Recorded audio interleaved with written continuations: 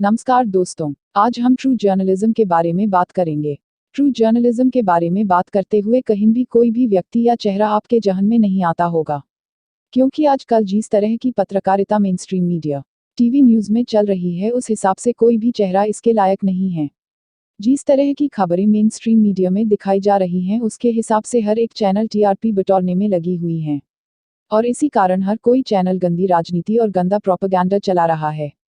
लेकिन कुछ गिने चुने चैनल सच्चाई के साथ सच्ची खबरें लगातार दिखा रहे हैं। उसी में से कुछ चेहरे हैं जो सच के साथ जुड़े हुए हैं। उसी में से एक नाम है रविश कुमार। रविश कुमार एनडीटीवी इंडिया के एग्जीक्यूटिव एडिटर हैं और साल 1996 से पत्रकारिता में अपना योगदान दे रहे हैं। वो एनडीटीवी इंडिया के प्राइम टाइम और देश की बात 6 से 7 रविश के साथ वे प्रोग्राम चलाते हैं। रविश कुमार हमेशा से अपने सवालों से पक्ष विपक्ष को घेरते रहे हैं, इसलिए उन्हें अपनी बेबाक और बेखौफ अंदाज के लिए भी जाना जाता है। रविश कुमार के इसी काम के लिए रविश जी को रामोन Magsaysay 2019, Ramnath Goenka excellence in journalism 2013, 2017, rating award for journalist of the year 2016, Gauri Lankesh award for journalism जैसे अवार्ड से सम्मानित किया गया है। नमस्कार, मैं रविश कुमार। इस उम्मीद में कि कोई देख रहा होगा, इस उम्मीद में कि जो भी देख रहा होगा उसे दिख रहा होगा कि क्या हो रहा है।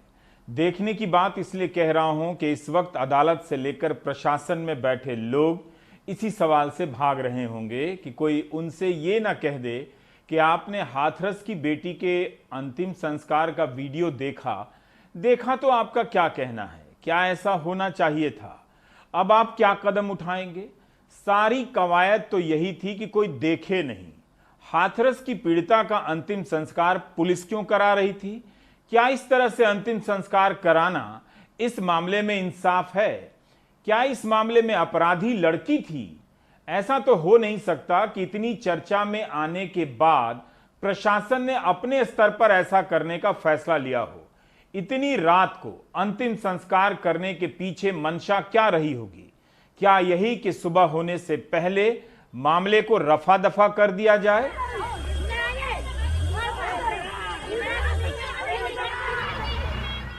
इसी एम्बुलेंस में हाथरस की पीड़िता का पार्थिव शरीर है। आगे बोनट पर सिर रखकर दो महिलाएं रो रही हैं। अगर मृतका का पार्थिव शरीर घर वालों को दे दिया गया होता तो उसके आंगन में ले जाया जाता, तो ये महिलाएं यहां बोनट पर इस तरह नहीं रो रही होती। बोनट के भीतर बैठी महिला पुलिस शासन के आदेशों के कारण प्रतिबद्ध है, मगर उसकी आत्मा भी झकझोर रही होगी। निलंबन और कानून की धाराओं का डर उसे ही है जो जिंदा है। मृतका को क्या पता कि उसके साथ अब कौन क्या व्यवहार कर रहा है। करतूत अपराधियों की और जीवन से लेकर घर तक छिन गया मृतका का। उसका पार्थिव शरीर वापस घर नहीं लौट सका। मैं आपकी संवेदनाओं को बिल्कुल झकझोरना नहीं चाहता। आप उसे बिल्कुल तकलीफ ना दें, बस जरा सा सोचें कि क्या ऐसा किसी के साथ होना चाहिए था। दूसरा नाम पुण्य प्रसून वाजपेयी। पुण्य प्रसून वाजपेयी 1989 से पत्रकारिता में अपना योगदान दे रहे हैं। पुण्य प्रसून वाजपेयी पहले आज तक पे 10 तक शो चलाते थे। बाद में एबीपी न्यूज़ पे मास्टर स्ट्रोक शो और जी न्यूज़ पे बड़ी खबर जैसे शो उन्होंने किए हैं। जब वे एबीपी न्यूज़ पे मास्टर स्ट्रोक शो करते थे तब अचानक उन्होंने एबीपी न्यूज़ को रेजिग्नेशन दे दिया और वो खबरों में आ गए। रेजिग्नेशन की वजह किसी से छुपी नहीं है। जब हमारे देश के पीएम नरेंद्र मोदी 20 जून 2018 अपनी मन की बात कर रहे थे, तभी उन्होंने एक किसान महिला से बात करते वक्त उस महिला की आय दुगनी होने की बात कही थी और उसके महिला साथियों की भी। अभी 2 गुनी हो गई है सर। अच्छा, और जो महिलाएं आपके साथ काम कर रही है उनकी आय भी बढ़ गई होगी? जी सर। इसी बात की पड़ताल करने के लिए एबीपी न्यूज़ की टीम उसी जगह उसी महिला से बात करने पहुंच गई, तो उस महिला ने अपनी आय दुगनी होने के दावे को सिरे से नकार दिया। उससे कमाई दोगुनी हुई क्या? नहीं। और यही बात पुण्य प्रसून वाजपेयी जी ने अपने शो में दिखाई। फिर पीएम सपोर्टर्स और उनके मंत्रियों ने इस बात को नकारते हुए कहा कि उस महिला ने अपने सीताफल की खेती से अपनी आय दुगनी होने की बात कही थी और अपने सहयोगियों की भी आय दुगनी होने की बात कही थी। तो फिर से एबीपी न्यूज़ की टीम उन महिला साथियों से बात करने पहुंच गई, तो उस महिला साथियों ने उनकी आय दुगनी होने की बात को नकार दिया। वे कहने लगी कि हमारी आय बड़ी नहीं घटी है। फिर इस साल सभी पैसे को जोड़कर एक ये तो हमारा मुनाफा भी नहीं मिला है सर। तो ये जो कहा जा रहा है दोगुना आय हो गया और पैसा मिल रहा है, इसकी सच्चाई क्या है फिर? जो मतलब चंद्रमणि जी जो बताई हैं, फिर उसकी सच्चाई क्या है? समूह को आगे बढ़ाने के लिए बोल रहे हैं सर। ऐसे आय नहीं बढ़िया? नो सर, मुनाफा नहीं हुआ है। तो आपको फायदा कितना मिला? जैसे आप 1 साल काम की, 2 साल काम? कुछ नहीं मिला है सर। वो हमारा 100 रुपया खुद भरते हैं वो भी नहीं मिला। इसके बाद पुण्य प्रसून वाजपेयी के ऊपर दबाव बढ़ने लगा और उन्हें अपने शो में मोदी जी का नाम लेने से रोका जाने लगा। उसके बाद पुण्य प्रसून वाजपेयी ने रेजिग्नेशन दे दिया और वो अब यूट्यूब पे अपने खुद के नाम से खुद का चैनल चलाते हैं और अपनी बेबाक राय रखते हैं। पुण्य प्रसून वाजपेयी जी को रामनाथ गोयनका 2006-2008 अवार्ड से सम्मानित किया गया है। दोस्तों नमस्कार। सौगंध मुझे इस मिट्टी की, मैं देश नहीं बिकने दूंगा। जी, ये शब्द आपके जहन में जैसे ही आएंगे 6 बरस पहले लौट चलिए। 25 मार्च 2014 बीजेपी ने अपना नेशनल एंथम लोकसभा इलेक्शन के लिए यह जारी किया था, जिसमें बहुत बातों का जिक्र है। इसका जिक्र हम आखिर में जरूर करेंगे। उसके बाद आप समझ पाएंगे इन 6 बरस में उस 6 बरस पहले के पॉलिटिकल एंथम का हुआ क्या। लेकिन यह लाइन बड़ी महत्वपूर्ण है, सौगंध मुझे इस मिट्टी की, मैं देश नहीं बिकने दूंगा। और जैसे ही हम देश नहीं बिकने का जिक्र करते हैं, वैसे ही हमारे सामने बहुत सारी कंपनियां, इस देश की कंपनी, सार्वजनिक उपक्रम की कंपनी एक लाइन से रेंगने लगती है, इसे खरीद कौन ले गया और बेचा किसने, और बेचने के बाद उस पैसे का इस देश में हुआ क्या। और क्या यह एक लंबी कतार है जिसमें एक के बाद एक कंपनियां बिकते चली जाएंगी और संयोग से हर कंपनी के साथ एक शब्द लिखा रहता है, भारत, इंडिया, भारतीय, और वही कंपनी बाजार में बेचने के लिए सरकार तैयार हो जाती है। तो सौगंध मुझे इस मिट्टी की, मैं देश नहीं बिकने दूंगा। तीसरा नाम संदीप चौधरी। संदीप चौधरी न्यूज़ 24 के वरिष्ठ पत्रकार हैं और वो न्यूज़ 24 पे अपना सबसे बड़ा सवाल शो चलाते हैं, जहां पर वो पक्ष विपक्ष से आंखों में आंखें डालकर सवाल करते हैं।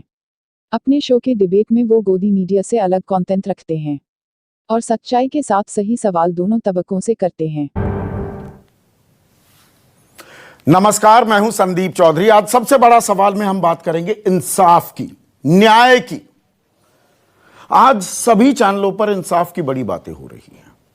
सुशांत सिंह को इंसाफ मिलने में देरी हो रही है। अब सीबीआई, जिस सीबीआई की जांच की मांग को लेकर राजनीति इतनी गर्म हुई थी, अब सीबीआई पर ही ढिलाई के आरोप लग रहे हैं। लेकिन मैं उस इंसाफ की बात नहीं कर रहा। संवेदनाएं हैं मेरी सुशांत सिंह राजपूत के परिवार के साथ।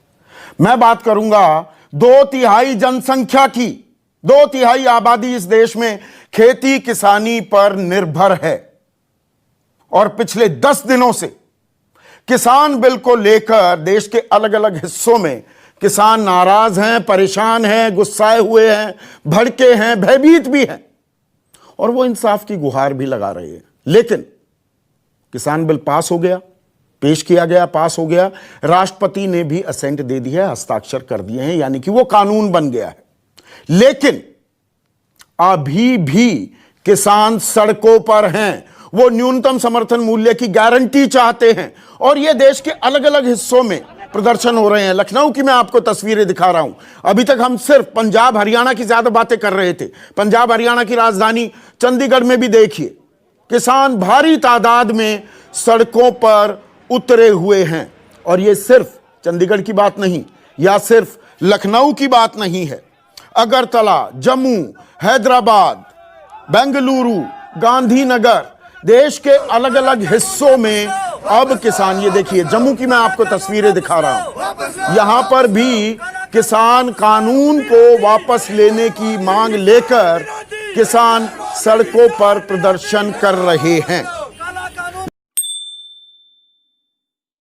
चौथा नाम है अभिसार शर्मा। अभिसार शर्मा पहले एबीपी न्यूज के जर्नलिस्ट थे, बाद में उन्हें भी चैनल से निकाल दिया गया। उन्होंने भी पुण्य प्रसून वाजपेयी जैसी खबर अपने बड़ी खबर शो में दिखाई। खबर थी उत्तर प्रदेश के लखनऊ के इलाके में एक व्यापारी को सरेआम गोली मारी गई थी और तभी मोदी जी लखनऊ में व्यापारियों को संबोधित कर रहे थे कि वे आएं और लखनऊ में इन्वेस्ट करें। कि प्रधानमंत्री नरेंद्र मोदी कल लखनऊ में थे, व्यापारियों को संबोधित कर रहे थे। उसका मकसद यह था कि बड़े पैमाने पर व्यापारी आएं और लखनऊ में, उत्तर प्रदेश में निवेश करें।